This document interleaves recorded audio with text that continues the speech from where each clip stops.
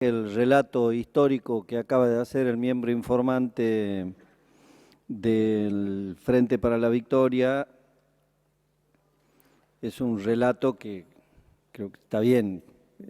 Digo, si el gobierno quiere políticamente victimizarse porque no tuvo presupuesto o porque dicen que no tuvo presupuesto, está bien, pero la verdad que en oportunidad de tratarse el presupuesto, el planteo y el reparo de la oposición es que no puede ser que acá venga el proyecto del Poder Ejecutivo y no se le pueda hacer ningún cambio. Ningún gobierno de la democracia ha enviado el proyecto de ley de presupuesto y ha impedido que el Congreso produzca cambios, como hace este gobierno. Así que el planteo, los reparos de la oposición tuvieron que ver con que nosotros planteábamos alternativas que tenían que ver con las variables macroeconómicas que planteaba el presupuesto, crecimiento de recursos, incremento de gastos, y allí se trabó la discusión. Y es verdad que primero nosotros no quisimos tratar el proyecto, pero después fue el Poder Ejecutivo el que no quiso tratarlo, porque al Poder Ejecutivo le venía como anillo al dedo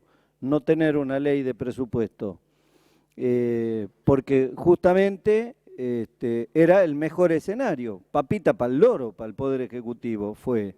Ahora, no es verdad que no se tiene presupuesto, lo que no puede decir el senador González es que no hay presupuesto, porque la legislación, justamente la ley 24.156, que plantea el propio miembro informante, en el artículo 27 dice: si al inicio del ejercicio financiero no se encontrare aprobado el presupuesto general, regirá el que estuvo en vigencia el año anterior con los siguientes ajustes. Es decir, plantea el presupuesto del año pasado con una serie de pautas que tienen que ver. En recursos, eliminar los recursos que no se van a producir, los que no puedan ser recaudados nuevamente.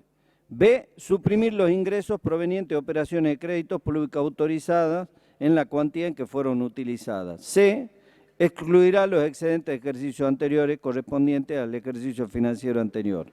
Estimará cada uno de los rubros de recursos. Papita para el loro. Han hecho el presupuesto como quisieron, pero tuvieron presupuesto. Entonces, no se hagan las víctimas de que, claro, como que la oposición, y entonces hubo una tensión política producto de las diferencias del gobierno con el oficialismo que están previstas en cualquier democracia del mundo y que la Constitución y la legislación administran de buena manera. De hecho, por eso existe el artículo 27, para que cuando quede trabado un debate de una ley tan importante como esta, en una puja política que la tuvimos y de la que es responsable el gobierno y también la oposición, ¿no es cierto?, hay un mecanismo que es el que está establecido, porque no puede el gobierno quedarse sin ley de presupuesto, ningún gobierno. Y de hecho, la legislación así lo plantea. Dicen recursos, tomen el presupuesto anterior y en recursos hagan esto, recalculen, recalcularon.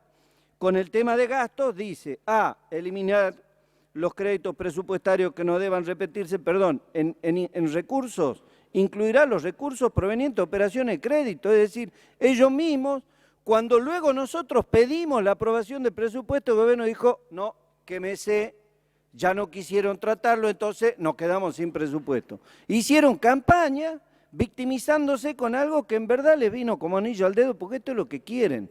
En la medida en que menos leyes existan que les generen un mecanismo de control, mejor. Esto es lo que se ha visto en toda la historia de estos últimos 12 años. Para el presupuesto de gastos dice, eliminará los créditos presupuestarios que no deban repetirse, incluir créditos presupuestarios necesarios para el servicio de la deuda, incluirá créditos presupuestarios indispensables para asegurar la continuidad y eficiencia de los servicios. El todo, el lo que quieran.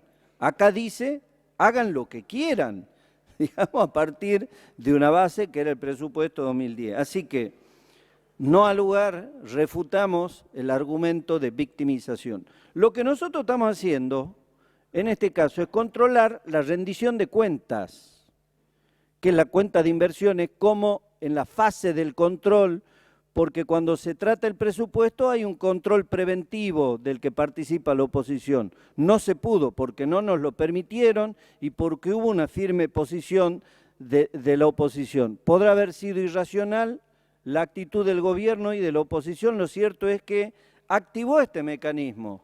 Y sobre este mecanismo se dictaron decisiones administrativas y el Poder Ejecutivo emitió decretos y lo que nosotros venimos a controlar es eso, es cómo rinde cuentas el Ejecutivo en ese contexto y con ese presupuesto, el que quisieron, sin que venga al Congreso. Entonces, lo que estamos tratando es la rendición de cuentas, de eso, de esa hiperfacultad que tuvieron de hacer lo que querían.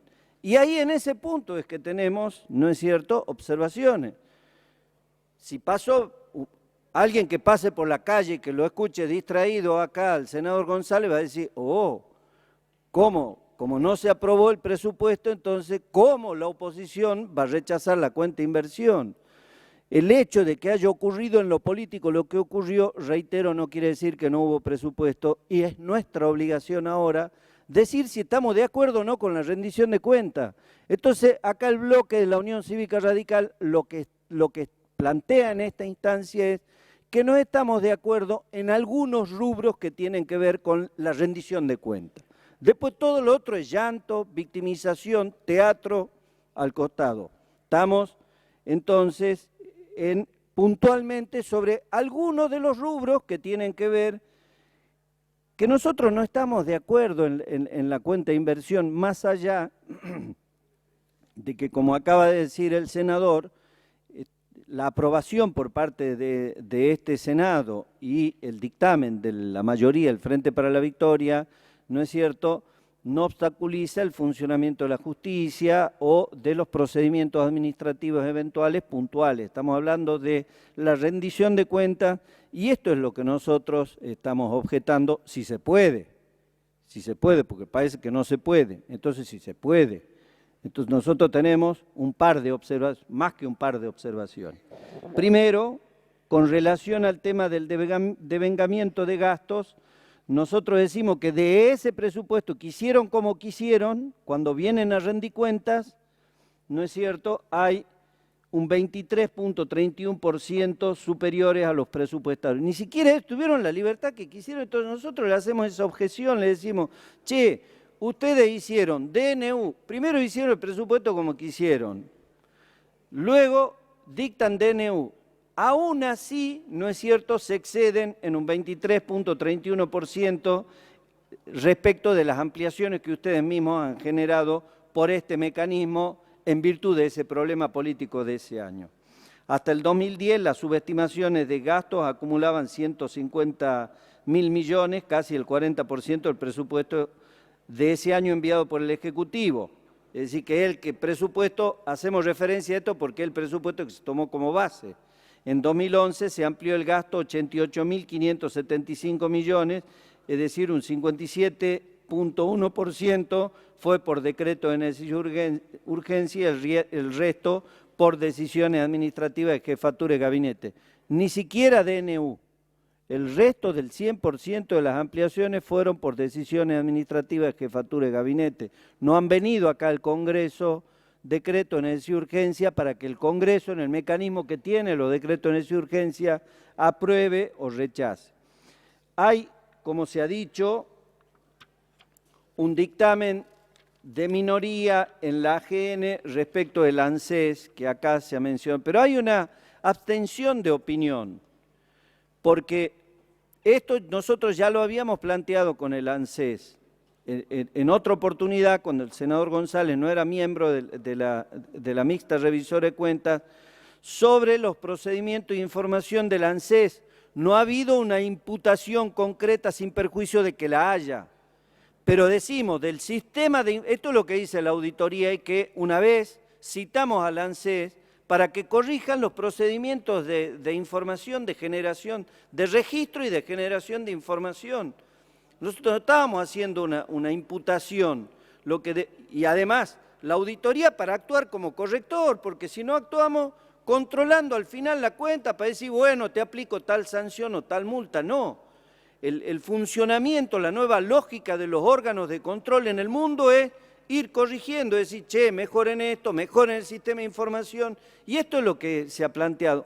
En virtud de estas diferencias que hay, no diferencias, sino falta de certeza y consistencia en la información, es que los 3 auditores dijeron, en una de las cuentas, que es 20% del presupuesto, que la cuenta del ANSES, nada más ni nada menos, dijeron, nos abstenemos de opinar. Y allí por eso nosotros decimos, incorporamos en nuestra observación, decimos, ojo, ahí hay una cuentita, que no es una cuentita, es una gran cuenta, que nosotros tenemos esta información de la Auditoría General de la Nación de parte de nuestros representantes. Podrá gustarle o no gustarle al oficialismo, pero digo, este es otro punto que, no es cierto, amerita el reparo que nosotros hacemos cuando vienen a rendir cuentas. Después hicimos, entre otras, algunos planteos, porque, por ejemplo, el programa Acciones para Más Escuelas, Mejor Educación, ¿no es cierto?, se ejecutó el 99.2%, casi el 100%, de la previsión que ustedes mismos habían generado, como quisieron, y solo se alcanzó a construir el 54.7%.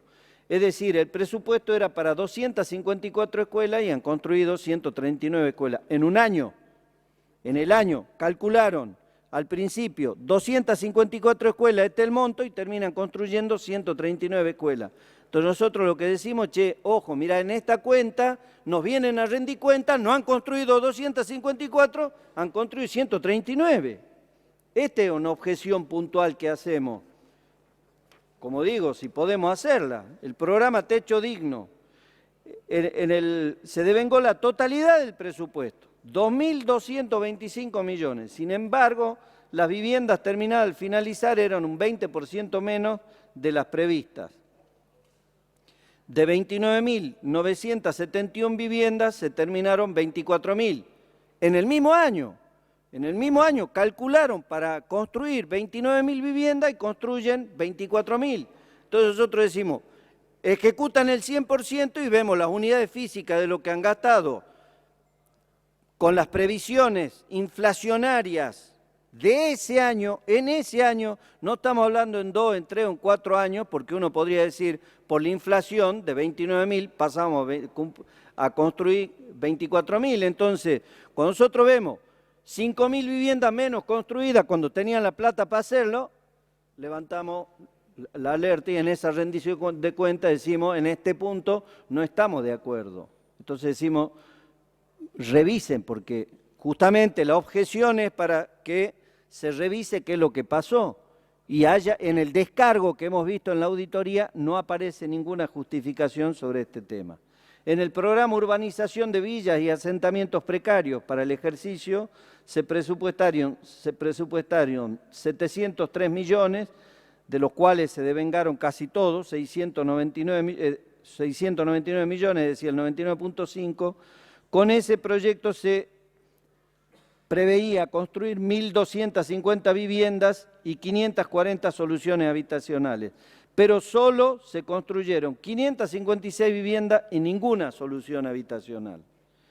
Entonces, esto es lo que nosotros decimos, es la rendición de cuentas para dar. Tenemos el programa de formulación y ejecución de política del transporte ferroviario, por ejemplo, con un alto grado de subejecución física de este programa, sobre todo teniendo en cuenta que se utilizó el 99.8% del crédito asignado. En efecto, dentro de ese programa había un presupuesto de 4.513 millones de pesos para renovación de vías, ejecución de obras, comunicación, señalamiento, ejecución de obras civiles, ferroviarias, de los cuales se devengaron 4.500 millones, casi todo, y tan solo se cumplió con el 28.6% de las metas previstas.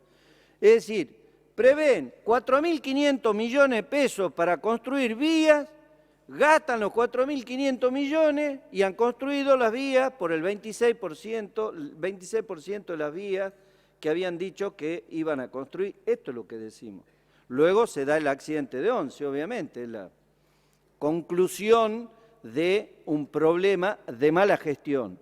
Entonces, esta es la tarea nuestra, pues nosotros somos opositores. Entonces, somos partidos de oposición que lo mínimo que tenemos que hacer es controlar. Y entonces, en la tarea esta que nos toca de controlar, cuando viene la rendición de cuentas, agarramos rubro por rubro y empezamos a ver y le decimos, che, si se puede. Che, acá han dicho que iban a hacer tanto, no han hecho, acá estaba la plata, se la han gastado toda, ¿qué pasó? Esto para plantear algunos, ¿no es cierto?, de las observaciones que diría son las más importantes. Por eso nosotros, presidente, está el tema de los subsidios que también había planteado, que, bueno, estamos hablando de 2011, no digo que ahora no lo sea, pero en materia del transporte era tirar manteca al techo también, y no había control. Y estamos hablando de los subsidios económicos, no los subsidios sociales. Los económicos, para la economía. No estamos hablando, porque después va a salir alguno a decir, claro, es que ustedes no quieren. No, estamos hablando de los subsidios económicos, que para el caso de los económicos, en el periodo bajo análisis, la cuenta de inversión informa que los subsidios económicos alcanzaron 74.500 millones de pesos, representando subsidio al sector energético 56% y transporte 29%, es decir, entre la electricidad y el transporte subsidiado se llevaron el 85% de las erogaciones. Acá nosotros lo que hicimos es como un análisis de también la falta de consistencia en el control de los subsidios. Por este motivo, entre otras razones que hemos planteado, presidente, nosotros hemos firmado un dictamen en contra y por eso nosotros rechazamos la cuenta de inversión del año 2011.